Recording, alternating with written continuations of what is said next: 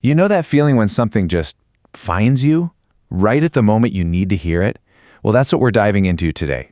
A message of faith that feels like it was written for anyone out there who's been waiting and hoping and just looking for some kind of answer. So let's break it down together. So, does this question hit home for you? If it does, you're absolutely in the right place, because the source material we're exploring is speaking directly to that feeling. You know, that weight you might be carrying, those prayers you've sent up that feel like they've gone unanswered. It's a message that's tailor-made for those exact moments. And here's how it all begins. Not with a big announcement, but with this really quiet, personal invitation. It immediately feels like a one-on-one conversation, right? Just asking for a moment of your time for something important. All right, our first section, a message for you. The whole idea here is that you're hearing this for a reason. It's not an accident, it's not a coincidence. It's framed as something totally intentional, meant to speak directly to whatever it is you're going through right now. This right here, this is the absolute core of that belief. The idea that nothing, and that means nothing, is random. Even the struggles, maybe especially the struggles, are all part of a much bigger design. And that includes this very moment, right here, right now. And just when you're thinking about purpose, we get this sudden burst of hope.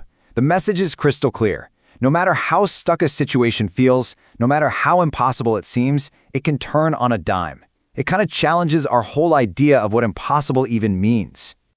Okay, so if everything has a purpose, where do we go from there? This next part is absolutely crucial. It's all about trust, and it draws a really important line in the sand between where we give our love and where we anchor our trust. This really lays it all out. On the one hand, you have trust in people, and the message says, look, that's often fragile, it's limited, and it can lead to getting hurt.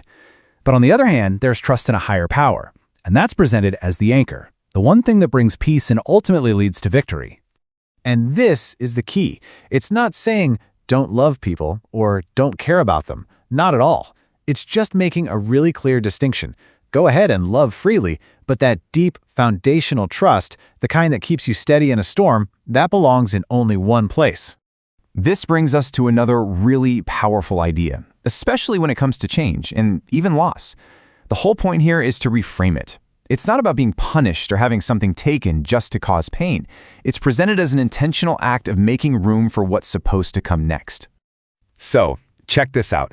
It's laid out for us as a three-step process. First, there's a removal, but it's never without a reason.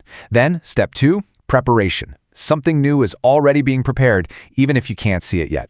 And finally, the replacement. What comes is meant to have a greater purpose, a deeper peace, and more lasting value. So, where does all this leave us? What are we supposed to do with this information? Well, this final section is all about the practical stuff, the promises, and the actual guidance for when you're in the thick of it. I mean, we've all been here, right? You hit a wall. It feels like there's no way forward, and you've got nothing left in the tank. Well, this message has some very specific promises for those exact moments. And here they are. The promise to make a way where there is no way. The power to open doors that seem sealed shut forever, and the strength to keep hope alive when your own has run out. It's basically a declaration that you've got backup against the impossible. So what's your part in all this? It boils down to 3 simple but incredibly powerful things. Continue to believe, continue to pray, and just continue to stand. To hold your ground, especially when it feels like the hardest thing in the world to do. And we end with this. A final, definitive statement. It's not, I will be, or I was, it's I am. Present tense, always. So I'll just leave you with this to think about. If you truly believed, deep down, that someone was always with you, always faithful, and always working things out, how would that change the way you face tomorrow?